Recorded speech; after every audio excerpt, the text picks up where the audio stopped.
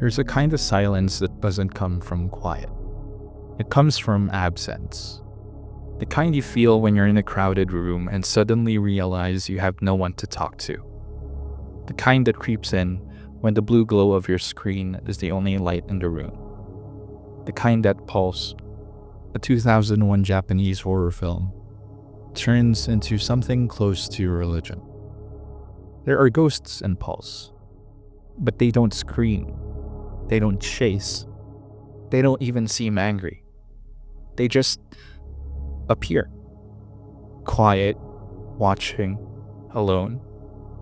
It's easy to describe Pulse as a horror movie about the internet, about technology gone wrong. But that's not really what it is. What it actually captures with terrifying precision is the way it feels to be alone in the digital age. To be surrounded by voices and still feel like you're drowning in silence. To see every open tab and blinking cursor as a reminder that you could reach out, but you don't. Pulse is not just about ghosts invading our world, it's about how we let them in. Because sometimes loneliness itself feels worse than being haunted. In the early 2000s, we were promised that the internet would bring us closer together. That instant messages, emails, webcams, these were tools of intimacy. And maybe they were. But Pulse imagines a world where these tools don't connect. They reveal. A website begins circulating. Click on it and you see something strange. A grainy video feed of someone alone in their room. Not doing anything, just sitting, watching, like a ghost. And then slowly people start disappearing. Not violently, not dramatically, they just stop showing up. They leave behind only a stain, the shape of a person scorched into the wall, like something tried to hold on and failed. Pulse presents the idea that the afterlife is full, that the boundary between the living and the dead has thinned, that ghosts are now leaking through our screens. But this isn't a movie about supernatural mechanics. It's a movie about emotional leakage. What happens when grief, depression, and isolation seep into our everyday lives, and when we don't have control over them, and more so, they have control over us. What makes Pulse terrifying isn't what it shows. It's what it reflects. There's a scene early on where a man watches a webcam feed. The figure on screen is barely moving. It's dark, low res, almost static. He leans in. The figure does too. And then suddenly, it walks toward the camera. That scene is scary, sure, but what's really disturbing is the sensation that you're watching yourself. Because you've been there, sitting in front of a screen at 2 a.m., clicking, scrolling, refreshing, hoping the next link will mean something, that someone might message you, that a notification will remind you that you exist. But it doesn't come. One of Pulse's greatest tricks is making the viewer feel complicit. You're not just watching lonely people, you're one of them. The ghosts are already here. They live in our routines, in our patterns, and in our avoidance. As the movie progresses, people start sealing off rooms with red tape. It's a warning, defense, a desperate attempt to create boundaries in a world where everything is falling apart by the seams. But no one really knows what it protects against. It's just something to do, a gesture toward control, like putting your phone on Do Not Disturb or logging off social media for a week or staring at your contact list but not messaging anyone. The rooms they seal off aren't haunted in the traditional sense. They're just empty. But that emptiness is contagious. It spreads. Eventually, Tokyo, a city of 30 million people, becomes quiet.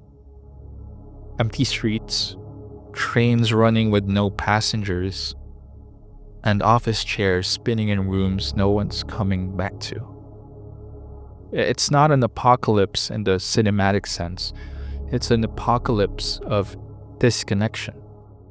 A slow, quiet fading. A world that didn't explode, just turned inward. When Pulse came out, YouTube didn't exist. Facebook hadn't launched. No iPhones, no algorithmic feeds. But watching it today feels eerily contemporary. Because today, the ghosts aren't on weird static websites. They're on your For You page, on your endless scroll. They're in your unread messages, in the friend you haven't texted in months, and your own reflection on a black screen when the video ends. Pulse predicted the future where technology doesn't bridge loneliness. It defines it. We think we're more connected than ever, but how often do you feel like you're actually being seen? There's a line in the film, delivered almost casually. Death was eternal loneliness. And that's the real horror. Not that we might die, but that we might live and still feel invisible. That we might scream into the void of the internet, and the void screams back. Maybe we tell ghost stories not because we fear death, but because we're trying to explain what it means to be alive. And Pulse, in all its grainy, haunted stillness, offers a deeply unsettling answer. To be alive is to want connection, to reach for someone and hope they reach back. But when they don't, when the room is empty, the screen dark, and the silence too loud, that's when we realize something far more terrifying than ghosts. That we might disappear, and no one would notice. Pulse isn't just about technology. It's about rediscovering ourselves through others. And it leaves us with a question that lingers long after the credits roll. If you vanish tomorrow, would anyone see the stain we left behind? Silent Hill 2 doesn't begin with a monster. It begins with a mirror. You are James Sunderland. You are staring at yourself, and you are lying. Silent Hill 2 is a grief simulator that presents itself as a horror game. Slow motion spiral into the kind of isolation that doesn't come from being alone, but from being with others, and still feeling completely unreachable. This game tells about guilt, about the terrifying burden of being known, and about what happens when the only person you can't escape is yourself. Mary Shepard Sunderland was James Sunderland's wife. Kind, bright, and full of life. Until a terminal illness slowly stole all of that away. For 3 long years, Mary was confined to a hospital bed, her body wasting, her very spirit fading. Until one day, you receive a letter from Mary. She says she's waiting for you in Silent Hill. But Mary is already dead. Despite the fact, you still go. You enter a town shrouded in white. A town once filled with families, tourists, now silent, as if something drove every soul away and left only the echo of memory. Though James comes to Silent Hill to find Mary, he also seems to be searching for some kind of meaning, as if he carries a heavy burden that he can't let go. And the town gives him exactly what he brings to it: guilt, fear, repression, monsters that aren't monsters but metaphors. Silent Hill isn't punishing James because of his wickedness. James is going through punishment because that's what he thinks he deserves. You're not alone in Silent Hill, not technically. You meet other people. Eddie, who hears voices laughing at him, Angela, who's trying to find her mother, and Laura, a child who doesn't see any monsters at all. But none of you can help each other, because you're not living in the same version of reality. Each character sees a different Silent Hill, sculpted from their own traumas. Eddie sees judgment, Angela sees fire, and you see the fog. You can be walking side by side and still be worlds apart. This might be one of the loneliest parts of the game. The realization that even face to face, they can never really see the true side of you. Because people don't just live in space, they live in interpretation. James is quiet, polite, seemingly normal.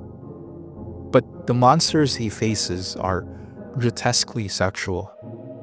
There are nurses in skin-tight, exposed in uniforms, faces melted into blankness. They breathe heavily, almost like they're mid-moan or mid-suffocation. There are mannequins fused together in pairs of legs and hips, twitching and convulsing with no upper body, no eyes, no humanity. Just a very suggestive entity with violence mashed into raw muscle. These aren't just monsters, they're a reflection of James' deepest contradictions, his lust and his loathing. Then there's Pyramid Head, a towering executioner, strong, dominating. He doesn't just kill the other monsters, he violates them. And we realize Pyramid Head isn't some external evil. He is James's guilt, his violence, his buried aggression. He's not there to torment James. He is James, the part of himself he refuses to acknowledge. The game is showing us the part of James that he won't show himself. There is a divide in his mind, a hole he refuses to look into, and the deeper you go into Silent Hill, the less he can keep it hidden. Until finally, the truth comes out. James killed his wife. Not in rage, not by accident, but because he couldn't take care of her anymore. Because he wanted his life back. He loved her, but he also resented her. And that contradiction broke something inside him. Here's what makes Silent Hill 2 devastating. James is not a monster. He's not a hero either. He's just a person who did something unforgivable. And now, the only thing he can imagine is a world where everyone abandons him, where the only beings that follow him are faceless, grotesque, silent. His version of Silent Hill is not hell, it's limbo, a place where he doesn't know whether he deserves to live or die. This is what isolation means in Silent Hill 2. Not just being away from others, but feeling as if you are unworthy of their attention at all. One of the most haunting lines in the game comes from Angela. You see it too?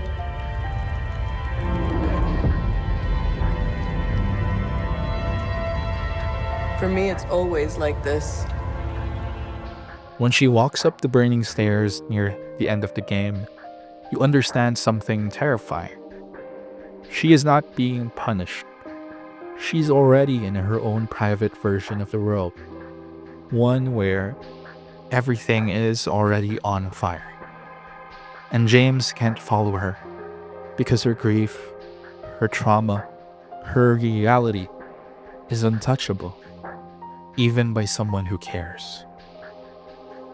What makes Silent Hill so haunting is not its monsters.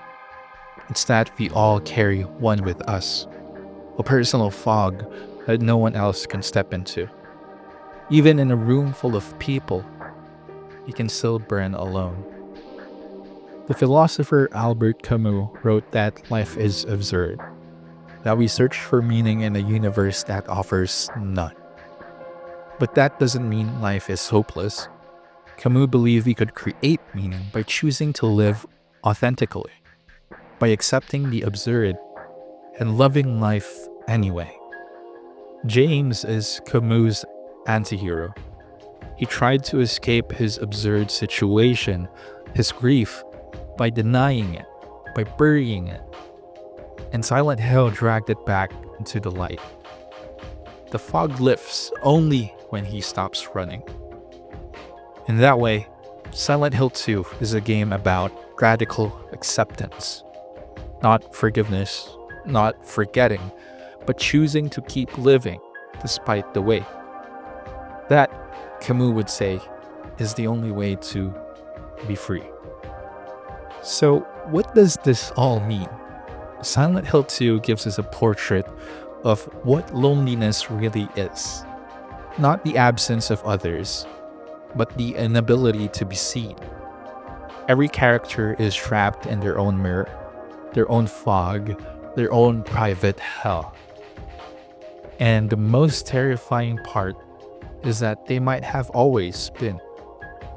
But it also means this: the only way out is through connection.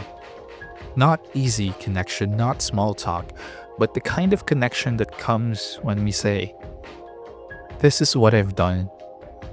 This is what I carry. And this is who I am." And they respond with, "I see you anyway."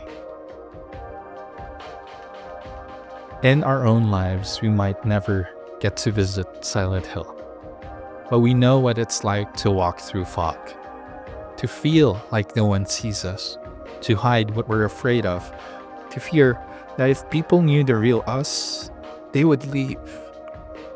But they might also stay. And I think that's a risk worth taking. Because if Silent Hill 2 teaches us anything, it's this: hiding from pain only makes it louder. Grief buried becomes a monster, and silence will never save us. But honesty might. Not perfection, not certainty, just the fragile, trembling truth of who we are, said out loud. We spend so much of our lives trying to avoid suffering. In Buddhism, it's said that dukkha, suffering, impermanence, dissatisfaction, is not just a part of life. It is life. It's the very condition of being human. But the mistake isn't in suffering. The mistake is believing that suffering means we've failed. In Silent Hill 2, James Sunderland is crushed under the weight of guilt and grief. He returns to the town searching for a ghost, for closure, and maybe even punishment. And in Pulse, people vanish into loneliness itself. Not because they're weak, but because they can't carry the silence anymore. The ache of not being seen, the slow horror of being forgotten. But buried in both of these haunted worlds is a kind of truth. That to suffer, to mourn, to ache, to miss someone is to feel. And to feel is to be alive. Buddhism doesn't teach us to eliminate suffering. It teaches us to see it clearly, to hold it gently, to understand that pain, when we don't run from it, can open us up to compassion, empathy, to presence, and in a way, to others. James doesn't find peace by escaping Silent Hill. He finds it by facing what he's tried so long to repress: his sorrow, his guilt, his love. And in Pulse, even as the world empties out, even as hope slips away through broadband cables and broken phone lines, some people still look out for each other. They still reach out. They still care. But here's the thing. Neither story ends in salvation. There's no grand rescue, no light breaking through the clouds. Just people, trying and failing miserably. These stories don't promise us that everything will be okay. They tell us something harder. That suffering is inescapable. That being alive hurts. These stories present final moments that are not about surrender. They're about survival. About holding someone's hand in the darkness and choosing to live, not because life is beautiful, but because it's shared. So maybe it's true. Maybe we're all ghosts searching for connection in a dying signal. But if suffering is the condition of life, then every tear, every pang of loneliness, every memory that still hurts, it's a sign that we're still here and still human. And we are not alone.